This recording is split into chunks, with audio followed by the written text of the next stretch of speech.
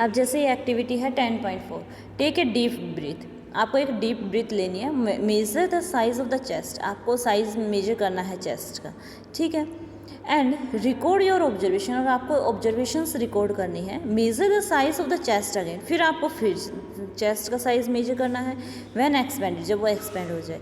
And indicate which classmate shows the maximum expansion of the chest, और आपको ये देखना है कि कौन सा क्लासमेट आपका ऐसा है जिसमें सबसे ज़्यादा एक्सपेंशन हुआ चेस्ट का। We can understand the mechanism of breathing by simple model. Air अंदर की साइड जा रही है, आपको फिगर ए दिखाई दे रहा है। इनहेलेशन में एयर अंदर की साइड जा रही है, रिब्स मूव आउटवर्ड और डायफ्राम मूव्स डाउनवर्ड। डायफ्राम अंदर की साइड और रिब्स क्या होंगे, बाहर की साइड। एक्सहेलेशन में क्या होगा, जैसे ही एयर बाहर जाएगी तो रिब्स क्या होगा, moves, diaphragm moves back. Diaphragm अपने आप वापस आना स्टार्ट हो जाता है और रिब्स भी वापस आएंगी मुड़कर और एयर बाहर निकल जाएगी, ठीक है।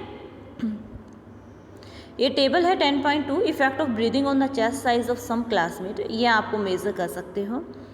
उसके बाद है to understand the expansion of lungs, pull the rubber sheet from the base downward and watch the balloons. आप किसी रबर शीट को क्या करोगे, पुल करोगे और फिर क्या चेक करोगे कि बैलून्स को देखोगे। Next push the rubber plastic sheet up and observe the balloons. Did you see the any changes in the balloon, what do you balloons in this model represent, what does the rubber sheet represent, rubber sheet क्या represent करेगी। Now you should be able to explain the mechanism of breathing. Breathing का एक mechanism है, ठीक है। जैसे plastic की balls हैं, प्लास्टिक की बोतल दिखाई दे रही है, प्लास्टिक की बोतल के अंदर हमने क्या किया है, बैलून्स लगा दिए हैं ऐसे स्ट्रक्चर बनाकर रबर शीट से, ठीक है। और जैसे ही क्या कह रहा है, हवा फुल है और जैसे ही यहाँ से एयर निकल जाएगी तो बैलून्स भी क्या हो जाएंगे, फ्यूज़ हो जाएंगे, ठीक है। Take a cylinder clean test tube और ए प्लास्टिक बोतल, make a hole in the lid. Lid के अंदर आपको एक होल बनाना है। देखो बेटा,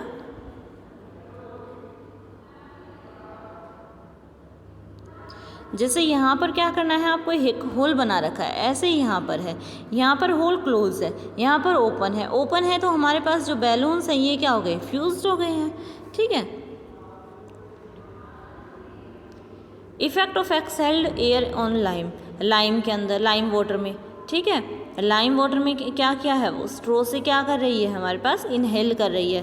the percentage of oxygen and carbon dioxide in inhaled and exhaled air. Inhaled air जब हम सांस लेते हैं तो 21% ऑक्सीजन होती है और 0.04% क्या होती है, कार्बन डाइऑक्साइड। जब हम सांस को छोड़ते हैं तो कितनी परसेंट ऑक्सीजन होती है, 16.4 एंड कार्बन डाइऑक्साइड होती है 4.4%।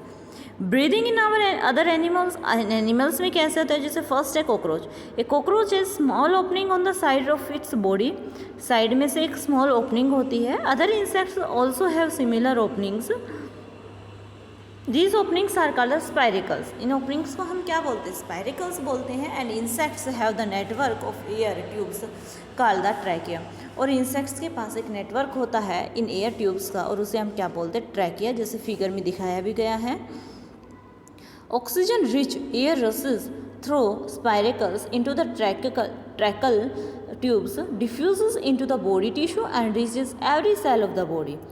Similarly, carbon dioxide from the cell goes into the tracheal tubes and moves out through the spiracles. ठीक है, इन ट्रैकियल ट्यूब्स का यूज़ करके होता है हमारे पास। सेकेंड है earthworm, recall from the chapter 9 class 6 that earthworms breathe through their skin. Earthworm कहाँ से सांस लेते हैं, उनकी स्किन से।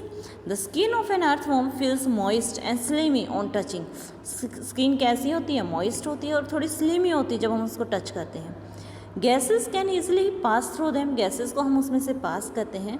Throw frogs have a pair of lungs like the human beings, human beings की तरह फ्रॉग्स के पास भी पेयर होते हैं।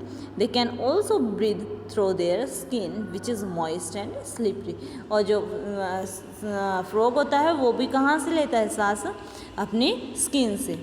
ब्रीद अंडर वाटर, वाटर के अंदर कैसे ब्रीद होता है, क्योंकि वाटर के अंदर हमने पहले भी पढ़ा था कि वाटर के अंदर ऑक्सीजन और कार्बन डाइऑक्साइड दोनों ही गैसेस डिसॉल्व होती हैं। तो जो फिश होती है, फिश कहाँ से सांस लेती है, फिश अपनी गिल्स का यूज़ करती है, ठीक है, गिल्स की मदद से। डू प्लांट ऑल्सो रेस्पायर, क्या प्लांट्स भी रेस्पायर करते हैं, करते हैं प्लांट्स, क्योंकि जब प्लांट्स का खाना बनता है, खाना बनते टाइम कौन सी गैस रिलीज होती है, लेते वो कार्बन डाइऑक्साइड है, और गैस कौन सी रिलीज होती है, ऑक्सीजन गैस रिलीज होती है, ठीक है। जैसे अब यहाँ पर ये फिगर दिखा रखा है कि root absorb air from the soil.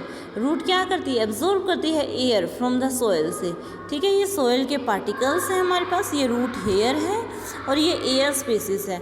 ये क्या करेगी, रूट क्या करती है, एब्जॉर्ब करती है। और आपने ये भी देखा होगा लीव्स के अंदर स्टोमेटा टाइप की एक स्ट्रक्चर होती है, पहले बताया भी था, 6th क्लास में भी पढ़कर आए हो, 7th के स्टार्टिंग में भी बताया हुआ है, ठीक है। उनकी मदद से क्या कहते हैं, प्लांट्स रेस्पायर करते हैं। देखो एनारोबिक रेस्पिरेशन आपने स्टडी कर लिया, aerobic respiration, breathing rate, cellular respiration, diaphragm, exhalation, gills, lungs, inhalation, spiracles, trachea, ribs, ठीक है।